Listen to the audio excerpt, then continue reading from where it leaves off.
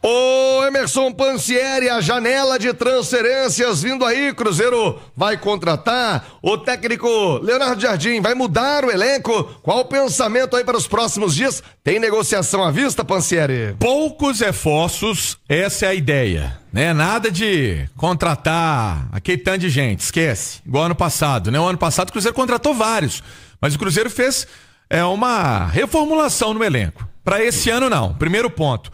E aí, Thiago, começa a surgir algumas situações. Nesse fim de semana, nos programas da casa, aqui da Itatiaia, eu falei muito sobre mercado, sobre jogador que poderia subir. Eu vou dar uma atualizada aqui a quem perdeu essa história.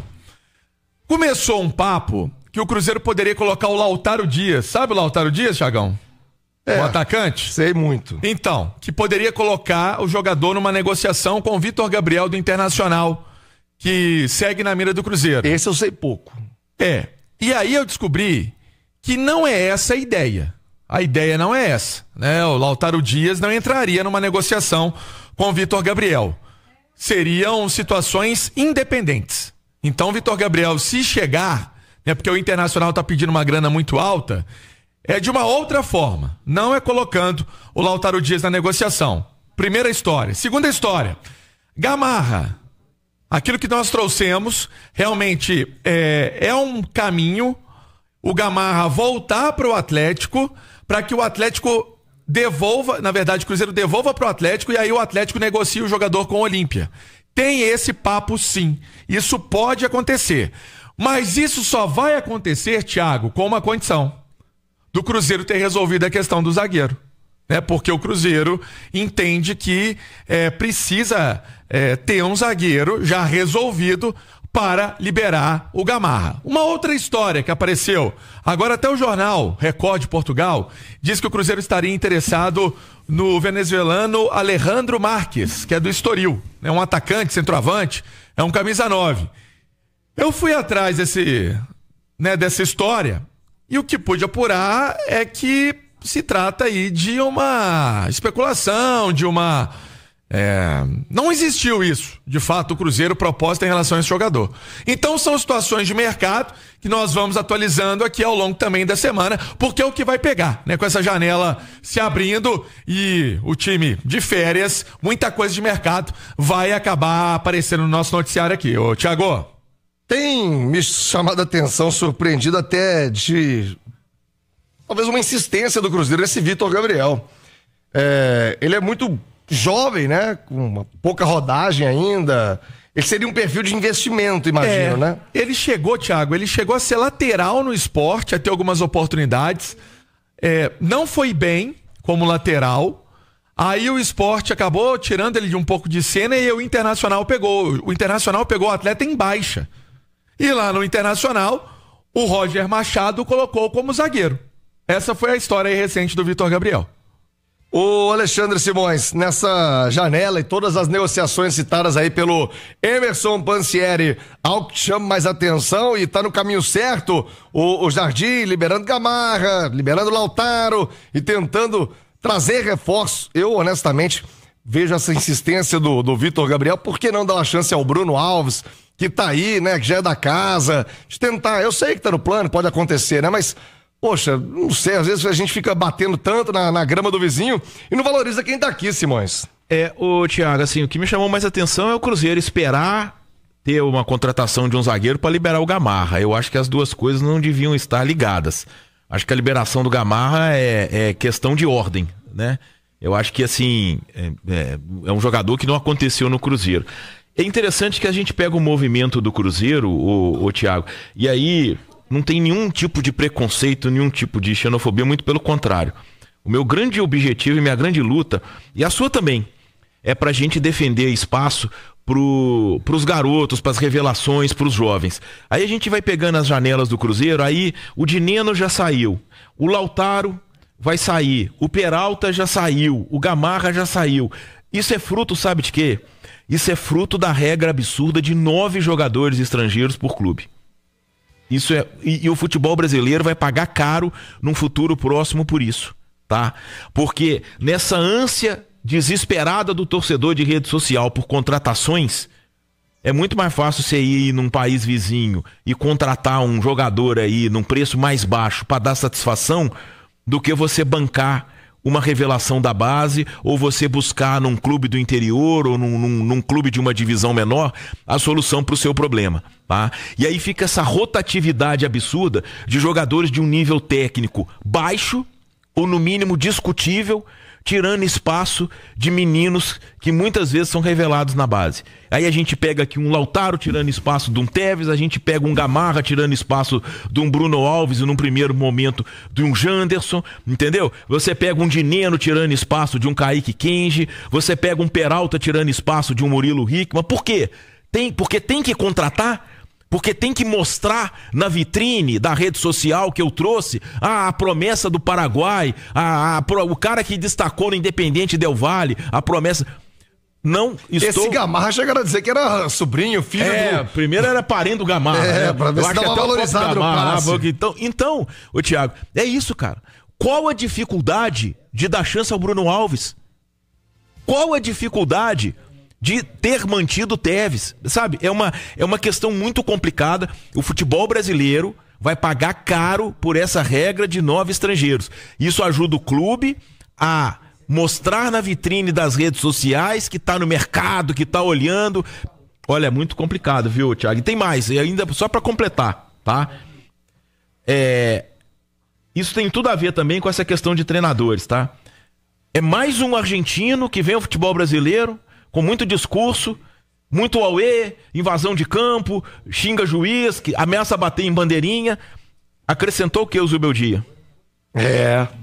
Tá juntando o carrinho dele. E não é.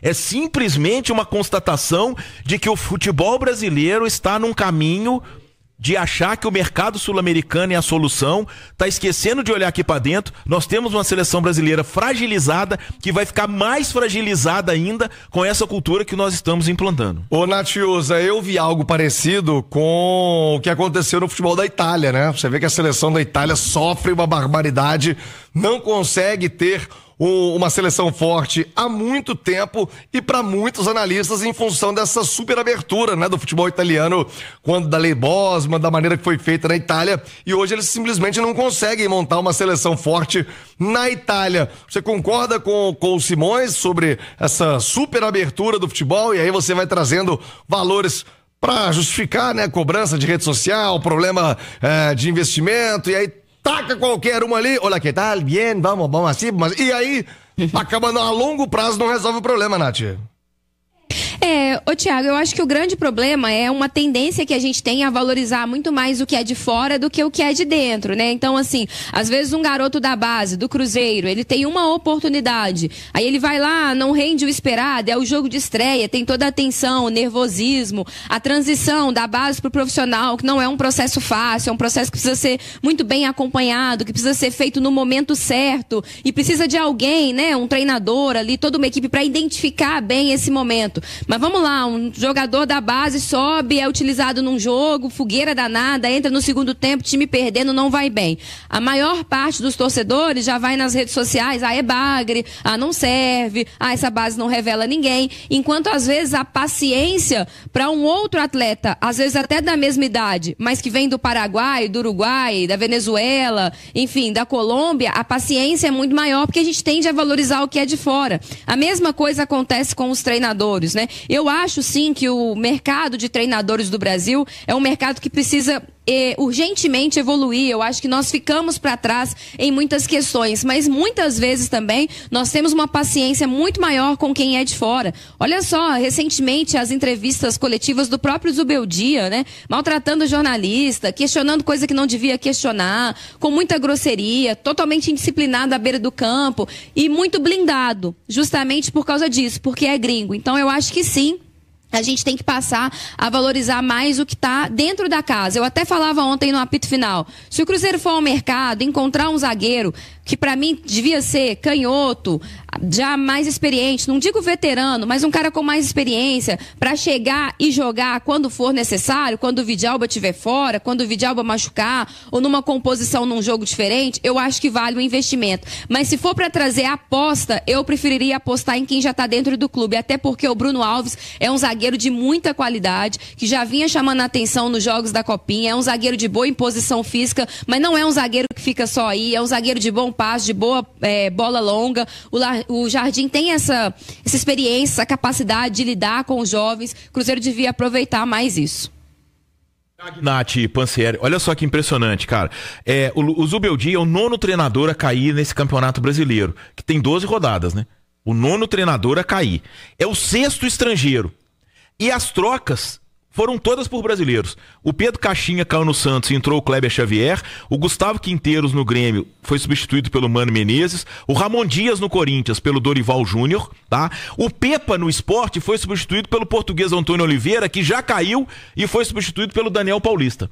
Agora cai o Luiz Zubeldia. Então quer dizer... Mas esse Zubeldia deve ser substituído por outro estrangeiro, né? O Crespo. Foi campeão paulista, né? Foi campeão paulista no São Paulo e parou por aí. Assim como esses argentinos todos que tiveram no Galo foram, né? O Sampaoli foi campeão mineiro, o Turco Mohamed, seu amigo, Thiago, foi campeão mineiro, tá aguardando até hoje a entrevista no Catar. Tô esperando o Turco. O Cudê foi campeão mineiro, o Milito foi campeão mineiro e pararam por aí, assim como o Hernan Crespo no São Paulo. E não vem aqui nenhum tipo de xenofobia, tá? Mas a gente passa por Passarella, Ramon Dias, Hernan Crespo, tem esse tanto... Cara, é impressionante.